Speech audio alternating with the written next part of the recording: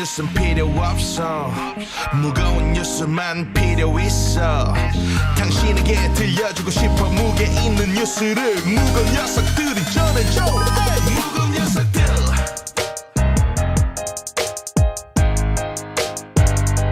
무거운 녀석들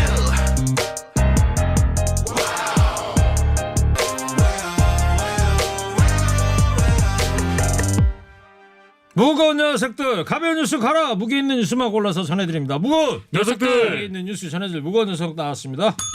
뚱카벨 인사이트 K 배정찬 소장입니다. 안녕하십니까. 뚱블리 정상 기자 나왔어요. 네, 안녕하십니까. 6778 청취자께서 팅커벨 소장님 영원한 팬입니다. 파이팅. 팅커벨이 아니고요.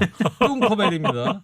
팅커벨은 이제 피터팬에 나오는 요정 이름이고 그걸 패러디해서 무거운 팅커벨이다 그래서 뚱커벨로 저희가 하고 있어요. 근데 우리 저 뚱커벨님 뭐 벌초를 너무 심하게 하신 거 아니에요? 이제 개편 제초죠. 네. 개편하고 제초하고 무슨 연관이 있어요? 이제 새로운 마음으로 청취율을 팍팍 올릴 수 있도록 그래요? 최선을 다하겠습니다. 살아남는 걸로 이미 김경림 PD하고 얘기가 된 모양이죠? 아닌가요? 전 모르겠는데요. 네, 알겠어요. 자, 코너 끝에 방송만 잘 듣고 계시면 금세 맞힐 수 있는 무게 있는 퀴즈 드립니다. 따뜻한 커피 쿠폰도 준비되어 있습니다. 자, 코로나19 상황 이거 좀 심상치가 않습니다. 사흘째 지금 200명대예요. 네, 사흘째 200명을 넘어섰는데요. 오늘 0시 기준 코로나19 신규 확진자 수가 모두 223명입니다.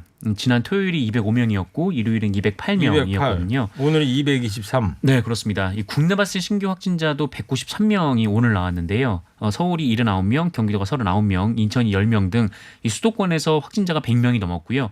그리고 강원도도 20명, 경상북도가 13명, 전라남도도 10명이 나오는 등 이 전국 각지에서 많은 확진자가 나오고 있습니다.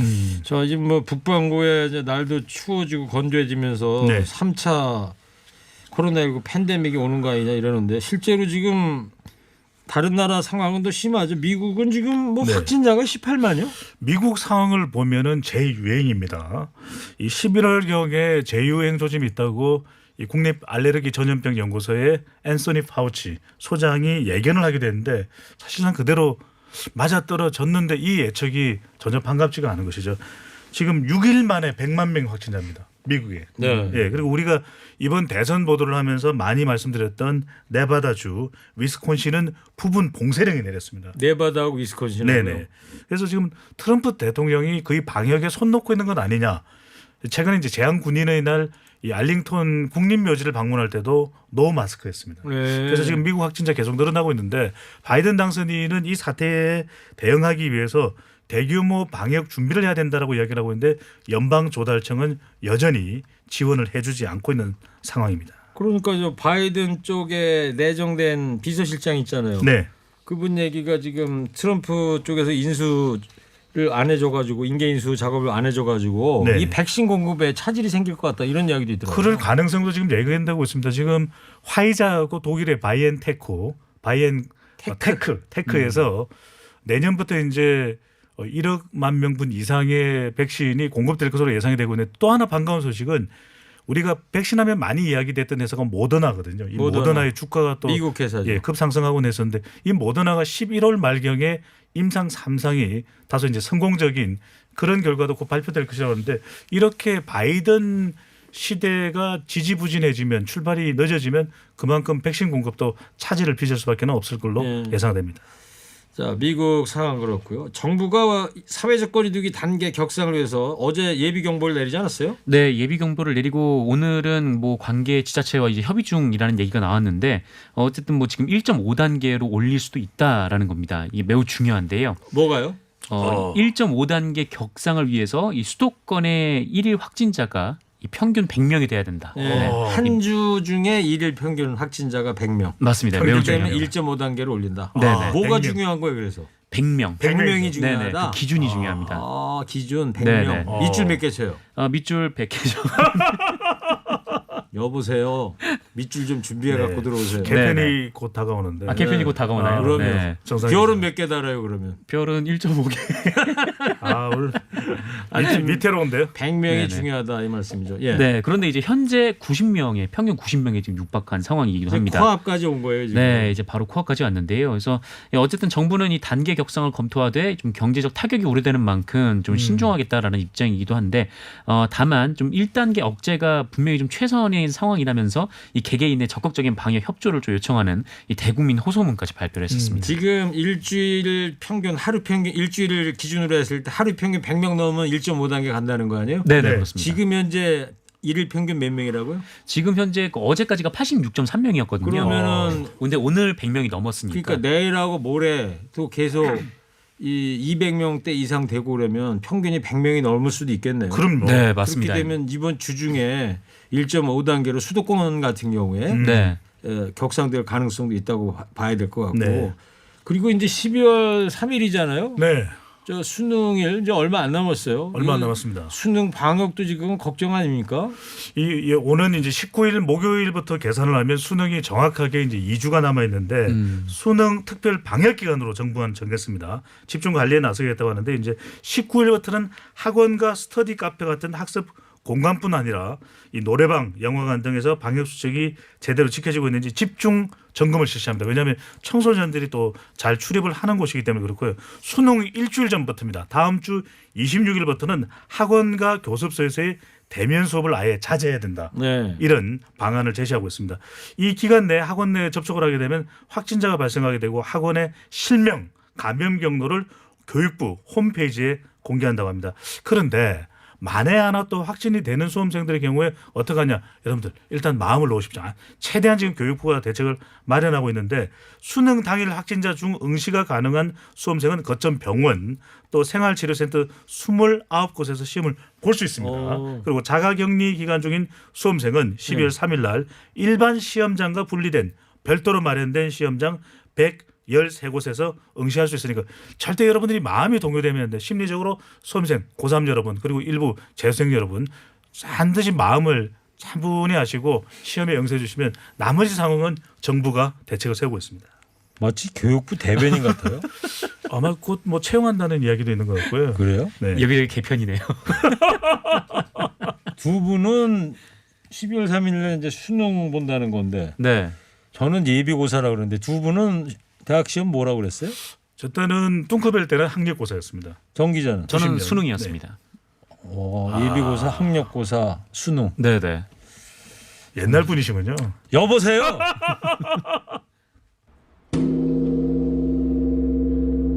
괜히 말 꺼냈잖아요. 네. 자, 정진웅 검사 직무 배제를 두고요. 한동수 대검 감찰부장이 대검찰청을 비판했어요. 네, 이 한동훈 검사장을 독직 폭행, 그러니까 이 본인의 지위를 이용해서 폭행한 혐의로 기소가 됐던 정진훈 차장검사를 이 대검찰청이 직무에서 배제해달라 이렇게 법무부에 요청을 했는데요. 이에 대해서 한동수 대검찰청 감찰부장이 이 대검의 직무 배제 요청이 부적절하고 이에 따라서 검찰총장에게 이의를 제기를 했고 또 대검 부장 회의도 소집해달라 이렇게 요청을 했는데 윤석열 총장이 받아들이지 않았다 이렇게 주장을 했습니다. 그러니까 감찰부 판단에는 이 정진훈 검사를 직무에서 배제시킬 이유가 없는데 그 윤석열 총장이 이의 제기도 받아들이지 않고 일방적으로 직무 배제를 결정해서 법무부 장관에게 건의했다라는 주장인데 이것은 이 측근인 한동훈 검사장의 수사를 방해하기 위한 것이다. 뭐 이런 취지의 말도 본인의 SNS에 덧붙여 쓰기도 했습니다. 한동수 감찰부장 주장에 대한 대검찰청 입장은 뭐예요? 이 청취자분들이 비슷한 이름의 두 인물이 등장하기 때문에 좀 혼란스러울 수 있는데 한동수 대검찰청 감찰부장입니다. 예. 한동수 감찰부장은 추미애 장관이나 조국 전 장관과 좀 가깝다고 인식이 되고 있는 것이고 한동훈 검사는 윤석열 검찰총장하고 이제 가깝다고 인식이 되고 있는데 이 한동수 감찰부장에 대해서 대검은 공식적으로 이야기를 안 하고 있습니다. 그런데 살살 새 나오는 이야기는 뭐냐면 검사징계법상 직무정지 요청은 검찰총장의 권한이다. 그래서 최종 결정권자가 총장이라고 법 조항에 명시되어 있는 만큼 이 한동수 대검찰청 감찰부장 의견을 반드시 따라야 하거나 결재가 필요한 건 아니다. 이렇게 한동수 또 감찰부장에 대해서 반박하는 흐름이 서서히 살살 대검찰청 쪽에서 나오고 있습니다. 대검 쪽에서 그렇다는 얘기죠. 공식적인 입장은 아니고요. 오늘 저 이발도 하고 뭐 컨디션이 좋아 보입니다. 지금 뭐 27일까지는 뭐 신들린 듯이 하려고요. 27일까지 네. 왜요? 개편을 앞두고요. 30날부터 개편이니까. 네. 7281 하나님께서 배 소장님은 옷차림이 얼음이네요. 소매도 걷어붙이고 가죽이 두꺼워서 그런가요? 뚱커벨 웃겨요. 흐흐흐. 정말 온몸을 던지면서 하고 있습니다. 온몸을 던지네. 밀크. 자, 밀크 투척. 감사합니다. 이렇게 샀다. 좋아라. 네. 하나를. 자, 일각에서는 한동수 감찰부장이 조국 라인이라고 주장을 하고 있어요. 조국 전 장관이 입장을 밝혔다고요? 네, 뭐 언론이 한동수 감찰부장을 이 조국 전 법무부 장관 측 인사다 이렇게 보도를 하고 있고 또 진중권 전 교수 같은 경우에도 조국 잔당 이렇게 표현을 썼는데 이와 관련해서 조국 전 장관이 입장을 밝혔습니다. 그래서 이런 주장들에 대해서 조국이 제청한 한동수라는 프레임을 작동시키고 있다라는 얘기이고 그리고 한동수 부장은 판사 출신 변호사로 이 대검 감찰부장직에 지원을 해서 심사위원회로부터 매우 우수한 평가를 받아 장관으로서 임명 제청을 한 것뿐이다. 뭐 그때도 지금도 한동수 부장과 일면식도 없고 그 심사에 본인이 일체 관여하지도 않았다라고 주장했습니다. 그리고 이 대검 감찰부장직은 이 공모직으로 바뀐 후에도 검사장 승진이 되지 못한 사람을 검찰총장이 배려하는 자리 정도였다라면서 이 대검 감찰부장은 검찰총장에게 이의를 제기할 수 있어야 하는 자리다 이렇게 얘기를 했습니다. 네. 뉴스 평론하려면 이런 사람 이름, 직책 이런 거 다 외우고 계보도 같은 것도 머릿속에 그려놓고 있어야 될 것 같아요. 정말 어렵습니다. 제일 어려운 게 이제 북한 전문가분들은 네. 사실 얼굴 확인도 쉽지 않은데 명칭까지 다 외우고 있어야 되거든요. 아니 북한 문제는 떠나서 네. 우리 국내 문제만 해도 말이야. 쉽지 않죠. 쉽지 뭐 않죠. 이렇게 일이 많아요. 네. 근데 우리 정상훈 기자가 정말 대단합니다. 네. 아니, 소- 뉴스 배수 선생님이 더 브리핑계의 대단하십니다. 최고죠. 그렇습니까? 네. 자, 그러면 정상근 기자도 네. 자 밀크 캔디 네, 떨어졌네. 네. 이거 예. 네네. 캐러멜보다는 이건 하나 제가 네. 더 먹겠습니다. 네. 네. 캐러멜보다는 개편 생존권을 더 추미애 법무부 장관의 이른바 그 비번 공개법 있잖아요. 네. 휴대폰 비밀번호 공개하는 거. 이 논란 계속 이어지고 있죠.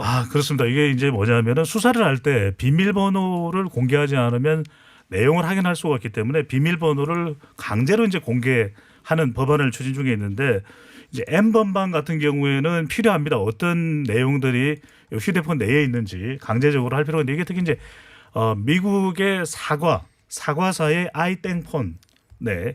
이 그냥 애플 그래요. 아이폰. 네. 뭐다 아는 얘기. 애플의 아이폰의 경우에는 이 비밀번호를 또 열기가 힘들거든요. 이게 불가능하다. 불가능합니다. 그러다 보니까 이제 이것을 이 강제적으로 공개할 수 있도록 그 소지자가 이렇게 해야 되는데 이 부분에 대해서 여당 내에서도 좀 비판이 있고 법조계에서도 좀 위헌 소지가 있다. 그래서 추미애 장관의 취지는 100분 이해를 하는데 네. 이것이 이제 법상으로는 조금 과하다 이런 지적이 나오는데 특히 이제 더불어민주당의 박성민 최고위원의 경우에는 N번방 수사위를 위해서는 필요할 텐데 이게 우리가 헌법상으로 보더라도 조금 과하지 않겠느냐 개인의 이 또 자유와 또 이 신상을 좀 침해하는 성격이 있다 이렇게 지적을 하고 있습니다. 네, 지금 김경래 PD가 저한테만 메모를 보냈는데 네.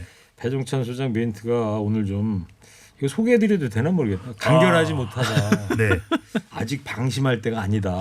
네. 개편은 30날이다. 석고대죄합니다. 바로 반성하고 이제는 말을 4분의 1로 줄이겠습니다. 간결하게 해주세요. 간결하게. 자, 정상 기자. 네. 공수처장 추천위원회가 이제 2차위가 이번 주 수요일 날 내일 모레 열리는 거죠. 맞습니다. 이 어떻게 돼가고 있어요, 이 지금? 네, 이 지난 금요일에 이 추천위원회 회의가 열렸는데 원래 그날 그 2명의 후보를 압축해서 문재인 대통령에게 추천을 할 계획이었습니다만 예상대로 후보 추천을 하지 못했습니다. 그래서 추천위원들은 회의 직후에 뭐 일단 뭐 각자가 추천한 심사 대상자에 대한 뭐 장점을 설명하고 또 각자가 추천한 심사 대상자뿐만 아니라 이 다른 위원들이 추천한 대상자 중에서도 좀 적절한 사람이 있는지 한번 얘기를 해보는 시간을 가졌다라고 얘기를 했고요. 그리고 내일 모레 그러니까 18일 날 모여서 다시 논의를 이어가기로 했다 이렇게 밝힌 바가 있습니다. 네.